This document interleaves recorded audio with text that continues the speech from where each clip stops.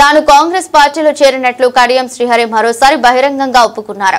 Station Ganapur నియోజకవర్గం ధర్మసాగర్ మండలం పెద్దపెండ్యాల గ్రామంలో జరిగిన కార్యక్రమంలో తాను పార్టీ మారిన విషయాన్ని కడియం శ్రీహరి బహిరంగంగా ప్రస్తావించారు. మళ్ళీ సంవత్సరంన్నర క్రితం నేను ఎమ్మెల్యేగా పోటీ చేశాను. మీ ముందుకు వచ్చి నాకు ఒక అవకాశం ఇవ్వండి, మన గ్రామాలను అభివృద్ధి చేసుకుందామని చెప్పాను. మీరు నమ్మకంతో నాకు ఓటేసి గెలిపించారు. నేను గెలిచిన పార్టీ అధికారంలోకి రాలేదు, కానీ ఈ నియోజకవర్గ ప్రజలకు ఇచ్చిన హామీని ఎట్లా నిలబెట్టుకోవాలి, ఈ గ్రామాలు ఎట్లా బాగుపడాలి, ఈ నియోజకవర్గం ఎట్లా అభివృద్ధి చెందాలని ఆలోచించి నేను కాంగ్రెస్ పార్టీలో చేరడం జరిగింది.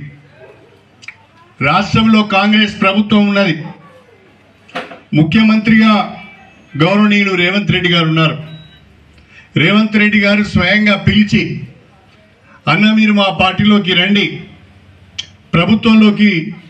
ప్రభుత్వానికి మీ అనుభవం అవసరం, మీ నియోజకవర్గ అభివృద్ధిని మీరు ఊహించిన దానికంటే బ్రహ్మాండంగా చేద్దామని చెప్పి వారు నన్ను కాంగ్రెస్ పార్టీలోకి ఆహ్వానించడం జరిగింది.